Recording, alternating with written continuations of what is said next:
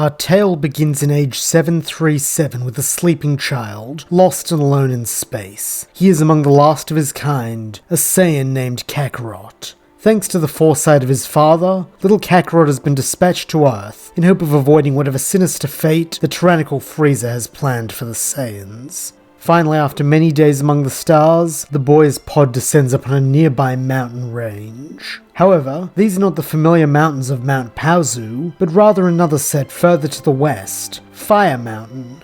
Falling fast now, the Saiyan pod comes to a stop with a tremendous shattering noise as it smashes through the stained glass window of the Ox King and Ox Queen's bedchamber, raking a divot in their floor. For the Ox King, this is quite a sight to behold, but the Ox Queen has bigger things on her mind, namely giving birth. With a loud cry, a healthy baby girl is born, while from within the pod, a matching cry rings out. As the Ox Queen holds her daughter, the Ox King uses his mighty axe to pry open the pod and collect the child from inside. With glee, he tells his wife that it seems they have been blessed with both a son and a daughter today, and lays the boy in her arms as well. The Ox Queen smiles lovingly at the pair of infants as they nuzzle her, welcoming them both to this world, as behind her, Ox King pulls them all into a massive hug. After much deliberation, it's decided that they will raise this boy as well, who they name Wagyu, and present as the younger twin to their daughter Chi-Chi. They're a loving family, with the new parents doting on their son and daughter, as their kingdom also comes to adore the young prince and princess in no time at all. However, a few months into the young lives of Chi-Chi and Wagyu, tragedy strikes, and illness claims the life of the Ox Queen. Now a single father, Ox King does all he can to care for his children, showering them with gifts and attention, anything he can to see them smile.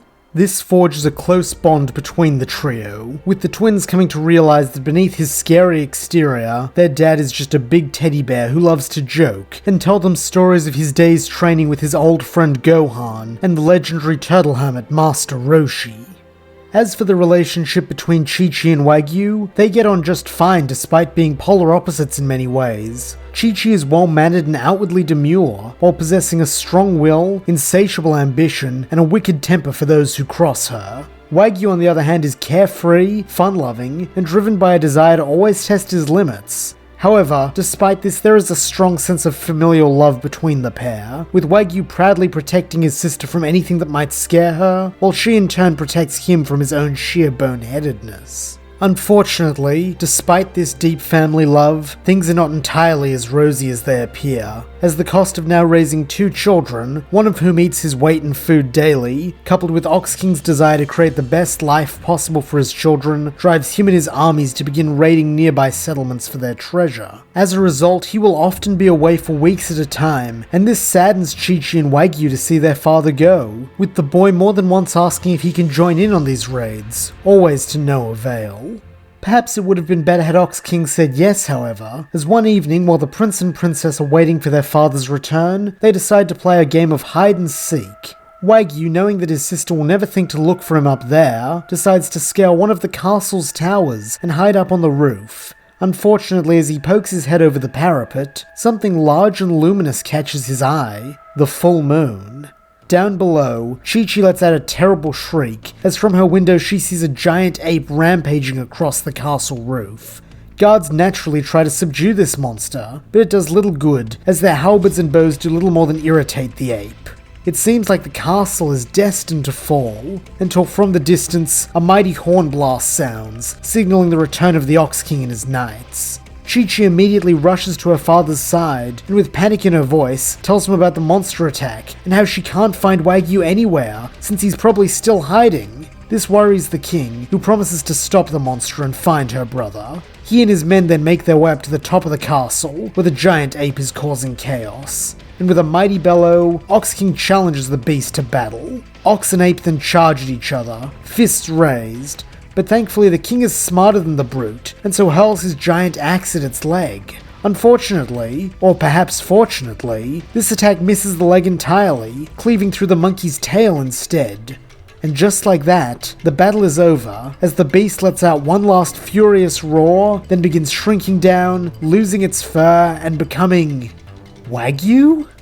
Cradling the unconscious child in his arms, Ox drapes his cloak over his son to keep him from catching a chill, and tells his assembled soldiers never to mention what they just saw, even to Wagyu himself. One day perhaps the boy will be ready to learn what happened, but for now he deserves his innocence. And if the day should come where Wagyu must be told about his monkey form, he ought to learn the dreadful secret from his father, not random gossip.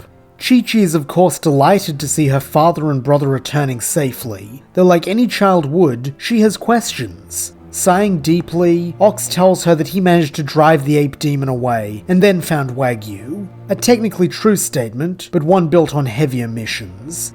This becomes the official line throughout Fire Mountain, though as rumors tend to do, it spreads, with some whispering that the Ox King actually captured the ape demon, and can unleash it on his foes at will.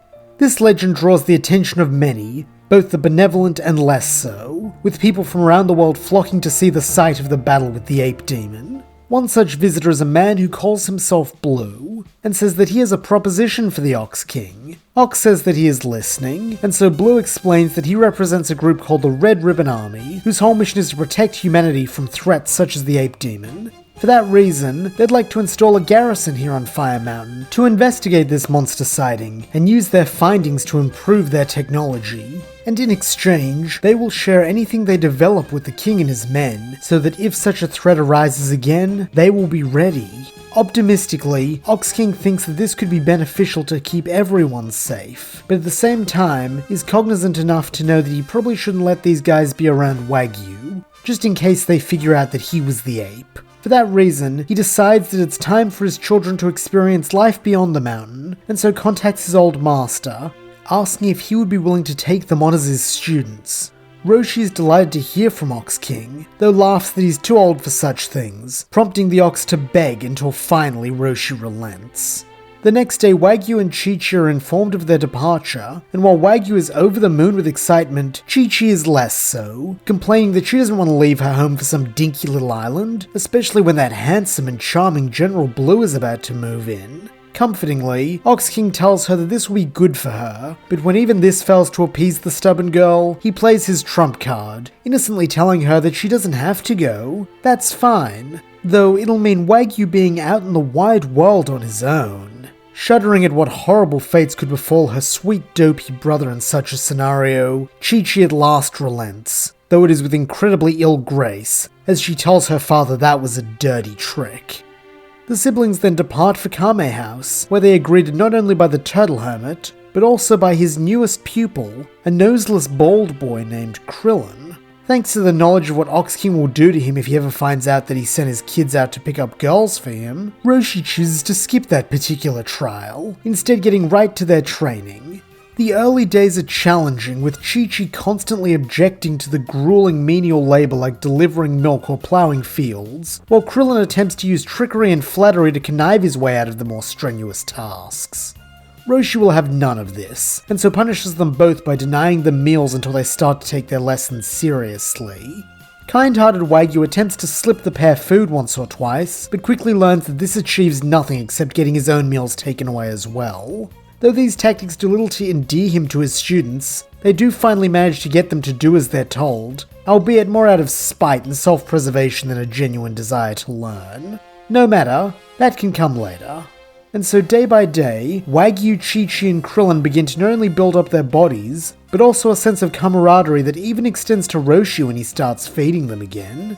Eventually, Roshi mentions his intention to enter them all in the upcoming World Martial Arts tournament in a few months, and this inspires the kids to work even harder, a three-way rivalry sprouting up as each of them wants to prove to the others and to themselves how far they have come as martial artists. One day during their training, the group were approached by a little blue gremlin, a dog ninja, and a fully grown woman dressed like a soldier sporting a machine gun. Cackling maniacally, the gremlin demands that whichever one of them has the Dragon Ball handed over or else they'll face the wrath of the Pilaf gang. Wagyu asks what that is, saying it sounds tasty, while Chi-Chi with a long-suffering sigh tells her brother it's probably not food. This disappoints Wagyu, but his spirits are reinvigorated when Roshi steps from his house, telling his three students that they have a new training assignment: drive off these ruffians. Happily, the kids nod their acknowledgement then square off against the villains. Krillin takes the dog ninja, easily knocking his sword into the ocean with a kick and making him run away, while Chi-Chi tackles the woman, pulling her gun out of her hands and telling her she can have it back when she stops acting like a delinquent. This leaves the Gremlin Man for Wagyu, and so wanting to get a feel for his opponent's capabilities, the boy swings a light punch expecting him to dodge it. Instead, this hits him squarely in the jaw before he can scream time out, and sends the invader skipping across the water like a stone. Frantically, the two minions cry out in shock and horror, then vow revenge in the name of Emperor Pilaf, before running away after their leader. As the fighting ends, the three students all begin to laugh, praising each other's use of what they've learned, truly cementing their bond. This fills Roshi with pride, and so he tells the trio that they have truly internalized the ethos of the Turtle School, meaning he has nothing more to teach them. However, Wagyu, Chi-Chi, and Krillin urgently tell their master this isn't true, they still have much to learn from him. This makes Roshi chuckle that they're just showing pity to an old man, but Wagyu says that isn't the case, since Roshi still hasn't taught them the Kamehameha like the one in his dad's stories. Chi-Chi pipes up that she would like to learn that as well, since her dad would be so proud, while Krillin, who has developed a little crush on Chi-Chi, says that he'll learn it too, in an attempt to sound cool. Impressed by his students' determination, Roshi admits that maybe one of them could learn it, though he warns that it took him 50 years to perfect. This makes Chi-Chi grimace that she'll be as old and wrinkly as Roshi by the time she masters it then, but Roshi draws her out of this reverie with a light bonk on the head with his staff, telling her that the Kamehameha is only for the most serious and disciplined martial artists, so if she wants to learn it, she'll have to stick with it to the very end, as will the boys. After a moment's pause, the three students all agree, and so begin this next stage in their training. In order to teach them about the Kamehameha, Roshi must first teach the kids about Ki, and this often takes the form of metaphysics lectures. Chi-Chi, being a bright girl, is mostly able to keep up, while Krillin also does okay after a little bit of tutoring. But poor Wagyu is left up a creek without a paddle, and Roshi wonders if he could learn the Kamehameha in 50,000 years, let alone 50. However, these fears are all allayed when it comes time for a practical demonstration. After witnessing Roshi perform the move just once, Wagyu is able to perform a passable imitation that makes Roshi's eyes almost fall out of his head. Maybe he's had this Ox Prince wrong from the start, and he's not a blockhead at all. He's a genius. Unfortunately, this proves to be incorrect when moments later Wagyu reverts to his usual style of buffoonery. And so Roshi comes to realize that Wagyu is no genius, he just has a gift for battle, the likes of which the hermit has never seen before. Krillin and Chi-Chi try to emulate Wagyu's success to no avail, and though the boy enthusiastically tries to help them, he's not much of a teacher, and if anything only confuses them more with vague descriptions of tingly feelings. As a result, neither Chi-Chi nor Krillin can perform the blast by the time the tournament rolls around. But Roshi tells them this is okay, and they still have plenty of time. He then presents each of them with a new Turtle School gi to wear in the tournament, expressing great pride in how far they have all come. However, before they go, Roshi says that he has one last piece of sage advice to impart to them. No matter how great the allure of being named world champion is, they must never forget that the point of this tournament is not to attain glory, but to constantly push one's own limits, and to continue to grow as a martial artist, since that is what it means to be a student of the Turtle School. In unison, the kids nod, promising that they will put what Roshi has taught them to good use, but the old turtle hermit tells them enough of this mushy stuff. They've got a plane to catch if they don't want to miss their matches. And so with high spirits, they head off for the World Martial Arts Tournament. Meanwhile, on the other side of the globe, a man with ginger hair and an ascot speaks into a walkie-talkie. Smiling, he says that he has eyes on the Dragon Ball, and from the other end the smug voice of General Blue tells him to retrieve it, by any means necessary. And that's where we'll leave things for now. Thank you so much for listening. I hope you enjoyed it, and if you did, please don't forget to like, subscribe, and leave your thoughts, suggestions, or screams of rage in the comments below.